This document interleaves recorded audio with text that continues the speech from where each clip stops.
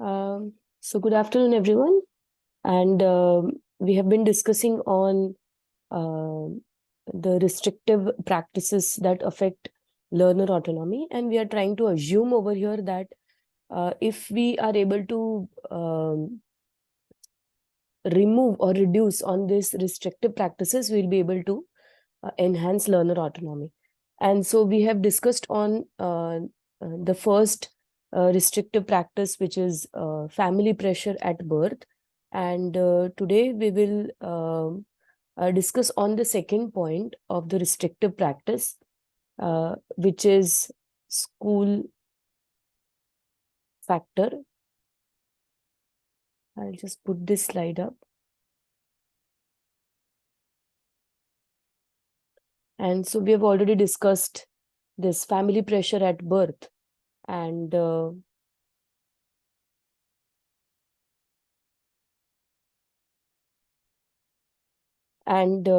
kinds of parents that affect autonomy, that is authoritative, authoritarian, permissive, and uninvolved, right? We have already discussed using a case adolescent needs, and how if we as teachers take care of these needs or understand these needs, we'll be able to affect the learner autonomy. And so we will talk about the second practice today, which is school practices. And if we just bring this, so if you see this, when I'm talking about the school practices, it is basically the prescribed curricula and the syllabus which is defined, right? And this defined syllabus, or the prescriptive form of the curriculum, it restricts or it affects learner autonomy in a negative way. Because when something is defined and when the teacher cannot bring in many changes into it, or she cannot bring in the changes that she thinks is important for bringing the learner autonomy in a better way, then we are restricting the autonomy or the freedom of the learner. And so prescribed meaning to say something which is uh, given and which cannot be changed from the teacher's side. So the curriculum is prescribed, it is defined. You have 10 chapters, and those 10 chapters are to be taken for that year, out of which 5 would be there in the first sem, the next 4 would be there in the second sem. And so it becomes a format which is prescribed, right? Out of which also, if we see that those 5 chapters that are taken up in the first sem, the teacher's expertise of that 5 chapters content is important. If that is less, you see, we are again reducing the learner autonomy in that sense. So if she knows only 60% of it, right, of the content, and if she is able to deliver only 50% of it because of her way of teaching, look at the other side of it, where the student is absorbing it. He or she may not absorb it at the same rate as at which it is transacted. Plus, out of those 5 chapters that are taken up in the first sem, only few of them are taken up in the form of an examination, right? Even out of those 5 chapters, even if 4 are taken, out of which certain items are treated as important and given to the students, again, see at how many ends we are reducing the autonomy. One is prescription, second is predefined things, third is teachers content expertise, fourth is reducing that contents aspects into uh, how much can be taken up for the test or how much of it is important, right? And then the retention of the learner or the absorption of the learner, all this affects autonomy. So it keeps on reducing till it reaches to the learner, and it um, uh, and how positively it can affect him. So that is one point. Now, what are we trying to do with this second practice is, we want to remove this rigid practices, right? So what is being proposed as a solution?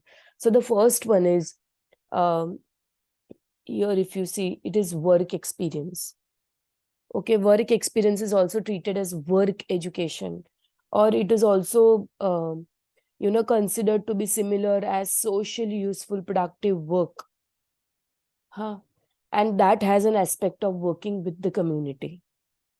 The second solution that we are proposing is project work.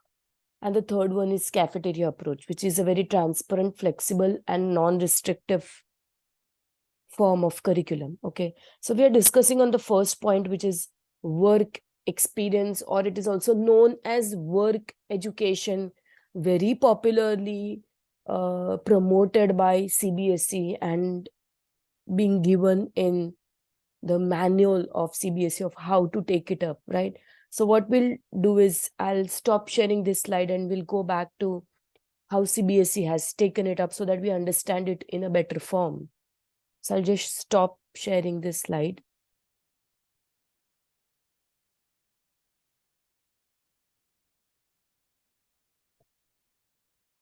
And we'll use this.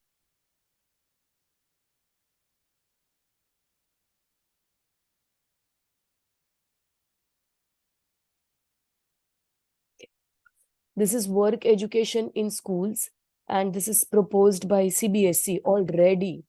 Okay, and there is a good long document on work education. So I've just highlighted important points that we could use to understand it.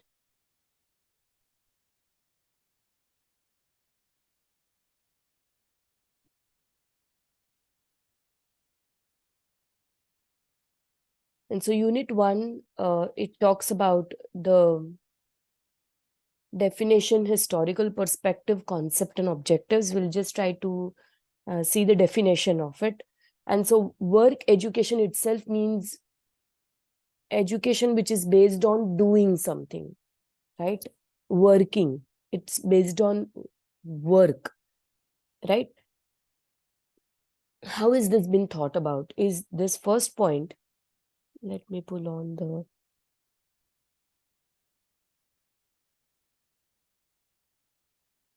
So it says that it is purposive, meaningful, very important. It is manual work. So something that is done manually, something that is done with hands, right?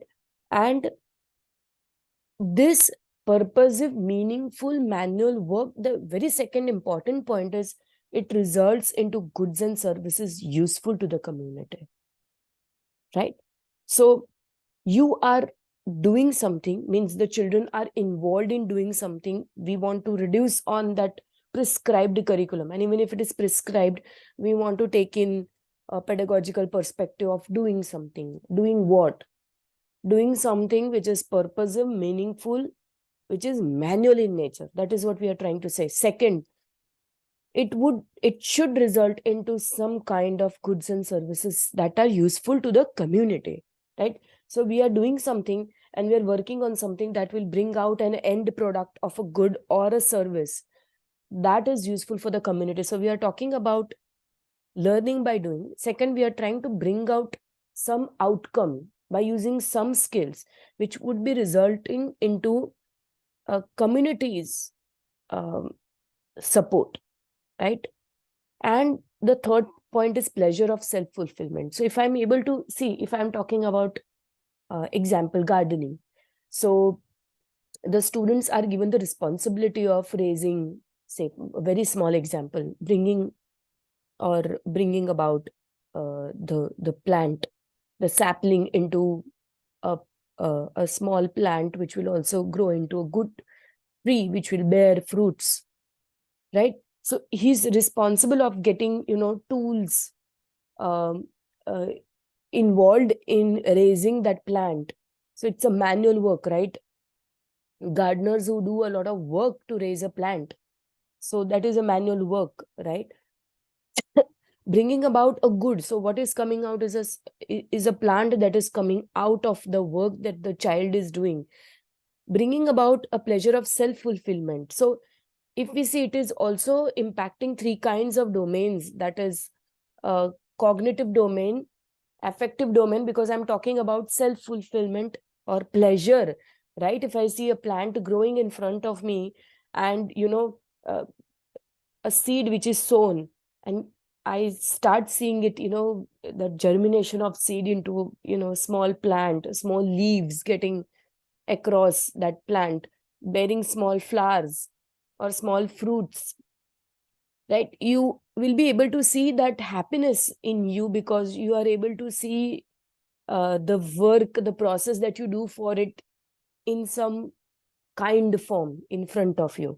That is self-fulfillment that we are talking about. So it is affecting cognitive, affective, which is your heart, and even psychomotor domain, because you're using your hands, and this is useful for the community, right? You are bringing about trees and plants which are useful for the community, because it is going to help out um, things around you also, and you are doing work which will be useful for others also over a period of time.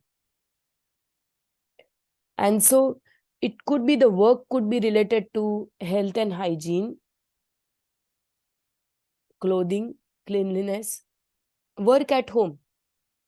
So even if the child is able to do things in the school, which is like stitching, gardening, cooking, this work at home as a member of the family, so he will regard how much hard work his parents or his mother does to bring out those elements of food for him. That respect is inculcated. Work in the classroom and school, out of school activities, work as learning experience through other subjects such as physical education, art education, social studies. So certain guidelines are given over here. I'll quickly go to the next point. Right, see, this is given: health and hygiene, food, clothing, recreation, social service, mental abilities and manual skills are getting enhanced at various stages of education, right? Even in the even respect of local resources, like as simple as raising a plant, I'm bringing about an awareness in me that what kind of soil is required for that plant to grow, what season does it grow best, what should I take into consideration, what amount of water should I be using for this plant so that it grows well. All this abilities, because I'm seeing that plant grow. Say if I put that plant in the house, and if it dies, I come to know that this is a plant which could grow outside better. So I start experimenting in it, I put it outside, I give it a little uh, water, but I still do not see it growing well. So you know I plow it a little bit. The soil, the in which it is growing, so I uh, uh, plow it a bit so that it gets a little air and moisture in it, and then I water it, it grows better. So see, I am using my skills to understand what could work the best for growing that plant. I might also start researching that, this plant, whether it is best outdoor, whether it is best indoor, whether shade is important, whether what kind of soil is important, what amount of water is important. I also start researching. So that is mental abilities using. And then using my hands to, clean it or even touch it. Many people say that if you touch a plant, it grows well. If you talk with it with nice words, it grows well. So all this is, I'm using all these abilities. It might be affective abilities, it might be mental abilities, it might be digging the soil to get it more air. All this is used for uh, making it grow better, right? It was proposed by NPE, right, National Policy on Education, and it is also conceptually same as socially useful productive work. It is a productive work. So something is coming out when you do that, and it is socially useful. So once I know how much hard work is required to raise that plant, I mean, I will get that awareness. No, the cutting is very easy. Cutting that tree is very easy, but bringing it up and the kind of um, fruits that it gives, I think it is important to raise it to protect the trees rather than destroying them. That awareness is generated. So it is socially useful, productive work. And it uses sufficient psychomotor skills and confidence among students. These are all important points. Work education such as inculcation among learners respect for manual work.